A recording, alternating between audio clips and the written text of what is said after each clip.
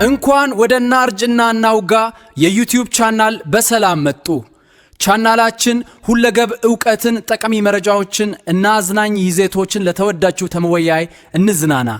የሚለቀቁት ቪዲዮዎቻችን በፍጹም እንዳያመልጧችሁ ቻናሉን ሰብስክራይብ ማድረግን የደወል ምልክቷን እንዳይረሱ። እናመሰግናለን።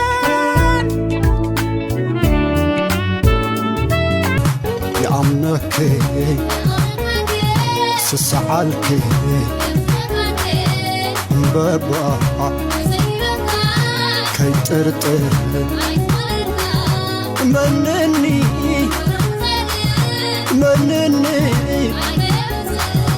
እምበባይ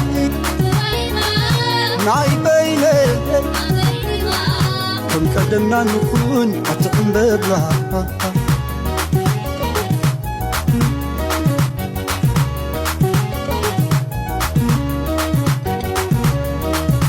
ታጉዶ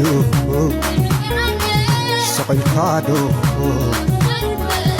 ተወሳኹ መባኺ ድቅስ ንመንዴ ዝነብር ለካ የከለከለኝ ለዚህ ነው እስክትሉ ድረስ ይሳካላችሁ። እውነቴን ነው። ሁሌም ቢሆን የሚቸኩል ልብ እንጂ የሚዘገይ የሚያረፍድ ጌታ የለም። እውነቴን ነው። እኛ ቸኩለን እኛ እኮ እንደውም አንዳንዴ የሆነ ነገር ካሰብን ያቺ ያሰብናት ነገር ልክ ስለምትመስለን ሁሉን በአንድ ጊዜ ማድረግ ነው የምንፈልገው። እንቸኩላለን። ልባችን እንደዚህ ይወሰወሳል። ሁሌም ቢሆን እኛ ስለምንቸኩል ነው እንጂ እሱ አይዘገይም። እውነቴን ነው። አንድ ቀን ደግሞ ጌታዬ ሆይ ለካ ያ ሁሉ ነገር የከለከልከኝ በዚህ ልታስደስተኝ ነው ብላችሁ ተመስገን የምትሉበት ቀን ይምጣ።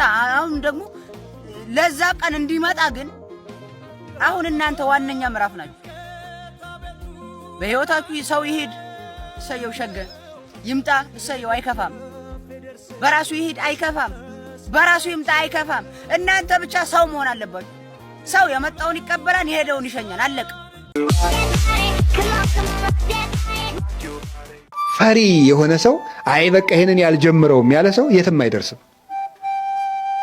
ምን ባላለው ማለትን እግዚአብሔር ምን ይለኛል እንጂ ሰው ምን ይለኛል ያለን ማለትን ያልተወሰው ማድረግ አይችልም። የሰው ልጅ ሁልጊዜም እንኳን ጓደኛው ላይ ከእግዚአብሔር ላይ ሐሳብ የሚሰጥ ፍጡር ነው። ስለዚህ ሰዎች ስለሚያወሩት ጉዳይ መጨነቅ ሳይሆን እኔና እግዚአብሔር እንዴት ሆነን እየኖርን ነው የሚለውን ነው ማሰብ። ሰው የፈለገውን ማውራት ይችላል።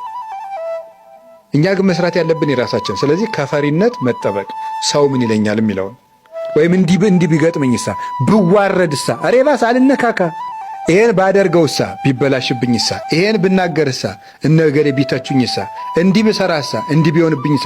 የፈሪነት ነው። ምንድነው ያለከ መክሊቴን እነግዳለሁ ስል የባልት ሌቦች ቢወስዱብኝሳ ነበር ያለ። ፈሪ ሰው አያፈራም። አጉል ድፍረት ሳይሆን ምን ይሉኝ እነዚህ ብሉኝ ቢበላሽብኝ ብከስር እንዲብል ብሎ ማሰብ። ሁልጊዜ እየፈራ ነው ሰው ችግሩን ይዞ የሚኖረው። ሰው በዚህ ዓለም ሲኖር እንግዳ ነው። ለመክሰርም ለማትረፍም ተዘጋጅቶ መስራት አለበት። የምንችለውን ነገር በእግዚአብሔር አምነን ሰው አማክረን አቅደን መስራት። የተበላሸው ይበላሽ፣ የተረፈው ይተርፋል። ልናገር አንድ ቃል አይከፋችሁም? የሚፈርስ የሚበሰብስ የባሰም ልናገር ነው። የሚተላ የባሰም ልናገር ነው። የሚሸት የሰው ልጅ ምን ያኮራዋል ይላል ሲራክ ነው ያለ። በሶስተኛው ቀን ቀብረው ሲመለሱ የምትለወጥ አይደለህም እንዴ ይላል። ምን ያኮራል? ቁም ነገር አይደለም ኩራታችን። ዕውቀቱን ስንኮራበት ብትማር ዕውቀቱ ተጭኖብህ ሰው እንደ ሜሞሪ እኮ ነው። መምህር ጭኖብህ ነው ያወቅከው። መልከኛ ብትሆን መልክህን አፍንጫህን አልሰራው እግዚአብሔር ነው የሰራ እንጂ ምን ያኮራል? ሀገር ቢኖርህ ሀገር የሰጠህ እግዚአብሔር ነው ሊመሰገን የሚገባው። ኃይል ቢኖርህ ኃይል የሰጠህ እግዚአብሔር ነው የሚመሰገነው። ብትሰጥ እግዚአብሔር የሰጠህን ነው። ብትናገር እግዚአብሔር ያናገረህን ነው። ምን ቁም ነገር አለው የሰው ልጅ? እኛ እንዲህ ያልን እየኮራን ነው መኖር ያቃተን፣ ከሰው ጋር መኖር ያቃተን፣ ባልና ሚስት መኖር ያቃታቸው እኔ እሷም የራሷን ቅብስና ግን የነ ገሌ ዘር የነ ደጃዝማች ገሌ ዘር አያቴ ቄስ ነበሩ። አያትሽ ነው ቄስ እንጂ አንቺ ቄስ አይደለሽም። አያቴ ቄስ ነበሩ፣ አጎቴ መርጌታ ናቸው። ምንም ቁም ነገር የለውም። አንተ ምንድነህ ነው ቁም ነገሩ። እንደነ አያቴ ግብረ ሰላም ሲያበሉ ግሩም ነበር። አንተ ግን እየሰረክ ትበላለህ። እኛ ጎንደሮች ፈትፍተን የምናበላ የድሮዎቹ ይፈተፍቱ ነበር። አንተ የሰው አንገት ልትፈተፍት ነው። አናውቃችሁም?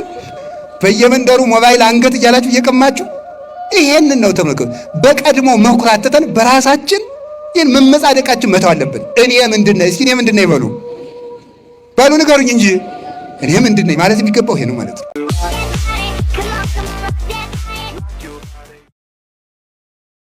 የእናቱ ለታዋን ባወሳ ወዳለው ደግነቷ ብዙ መሆኑን አውቃለሁ። ወላጅናት እኮ ፍጹም በመንፈሷ ልጇን ትወዳለች አብልጣ ከራሷ።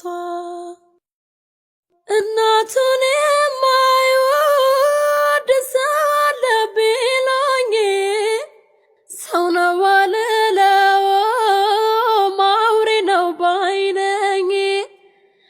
የዋሂቷ እናቴ እኔን ወላጀቷ እጅግ ይሰማኛል እውነተኛነቷ። የእናቱ ለታዋን ባወሳ ወዳለው ደግነቷ ብዙ መሆኑን አውቃለሁ። ወላጅ